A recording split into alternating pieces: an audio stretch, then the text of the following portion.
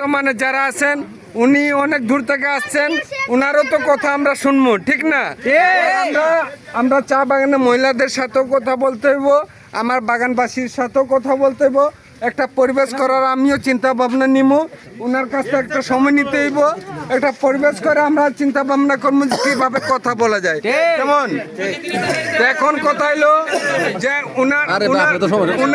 উনার কথার অনুপাতে ওনার কথা আমরা শুনতাম না, তো সব শুনি ওনার চেহারাটা আমরা দেখতে আমরা খুবই কষ্ট হইতো, ঠিক আছে?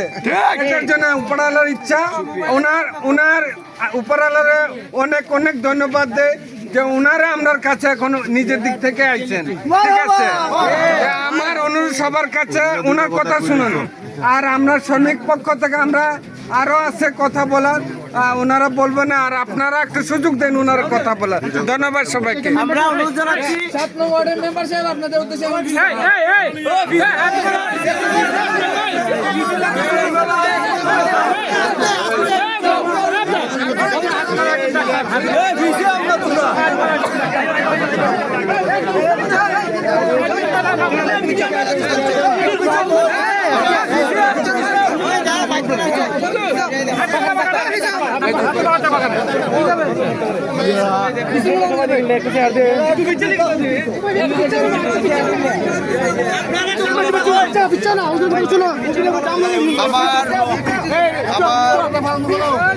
মুসলমান ভাই যারা এখানে আছেন সবাইকে আমি সালাম জানাচ্ছি, এবং আমাদের সনাতনী ধর্মের যারা আছেন আমার আদাব এবং আশীর্বাদ জানাচ্ছি।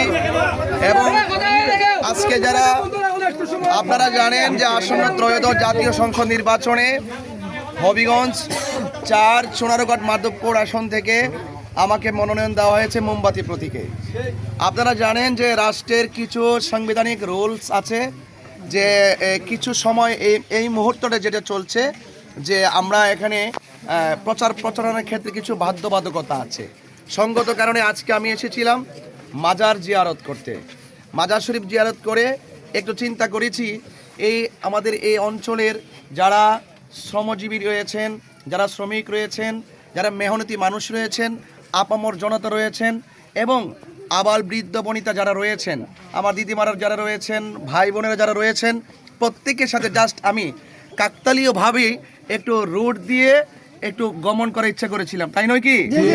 তো সেই জন্য আমি অত্যন্ত আনন্দিত হয়েছি যে আজকে দাঁড়াগাঁওয়ে আমি এখানে পৌঁছার পর দেখলাম যে আমার মনের অজান্তে, অ্যাকচুয়ালি আমি কিন্তু ভাবিও না যে কোথায় থেকে ওনারা খবর পেয়েছেন আমি রাস্তায় ঢুকছি এবং আসতেছি।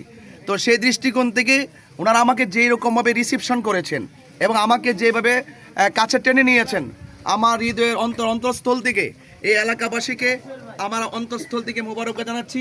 এবং বাগানের যারা চা শ্রমিকরা রয়েছেন এবং বাগানের যারা নেতৃস্থানীয় ব্যক্তিবর্গ যারা রয়েছেন, যারা এই সমাজের সম্প্রীতির জন্য কাজ করে যাচ্ছেন, শান্তির লক্ষ্যে কাজ করে যাচ্ছেন, শৃঙ্খলার জন্য কাজ করে যাচ্ছেন, তাদের প্রত্যেকের যে অ্যাক্টিভিটিস এবং যে উৎসাহ উদ্দীপনা আর নেতৃত্বের যে বহিঃপ্রকাশ আমি লক্ষ্য করেছি, সত্যিকার অর্থেই আমার পক্ষ থেকে আমি আন্তরিকভাবে অভিনন্দন এবং মোবারকবাদ তাদেরকে জানাচ্ছি।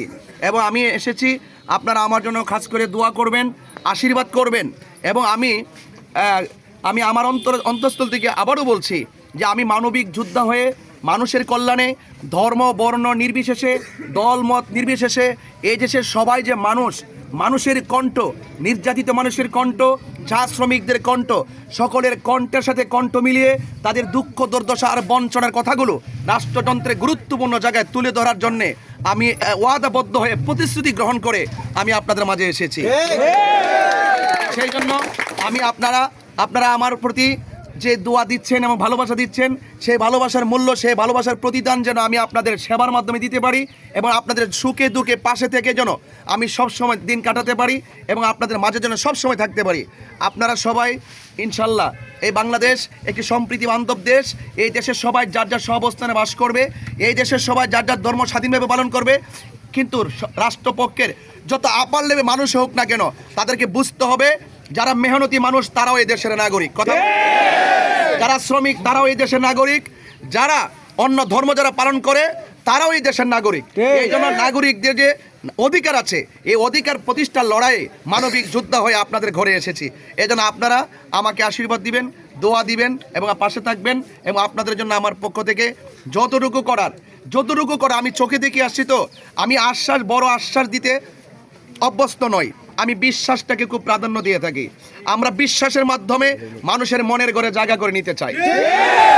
আমরা কথায় বড় নয়, আমরা কাজে বড় হয়ে মানুষের মনের মণিকোঠায় জায়গা করে নিতে চাই। এই জন্য আপনারা আমাকে সেই সেবা করার, পাশে থাকার সুযোগ দিবেন এবং বারবার আপনাদের মাঝে আসার সুযোগ করে দিবেন। আপনারা আমার হৃদয়ে ছিলেন, এই দেশের প্রত্যেকটি নাগরিক আমার মনের মণিকোঠায় আছে এবং আপনাদের জন্য আমার দোয়া রইল, আশীর্বাদ রইল এবং সহযোগিতা এবং রাষ্ট্রযন্ত্রের গুরুত্বপূর্ণ জায়গা থেকে আপনাদের কণ্ঠটা যেন পৌঁছাতে পারি, সেই জন্য আপনারা আমাকে সহযোগিতা এবং দোয়ার মাধ্যমে একটু পাশে থাকবেন, এতটুকু প্রত্যাশা রেখে ইনশাআল্লাহ। আপনারা স্লোগান দিবেন না?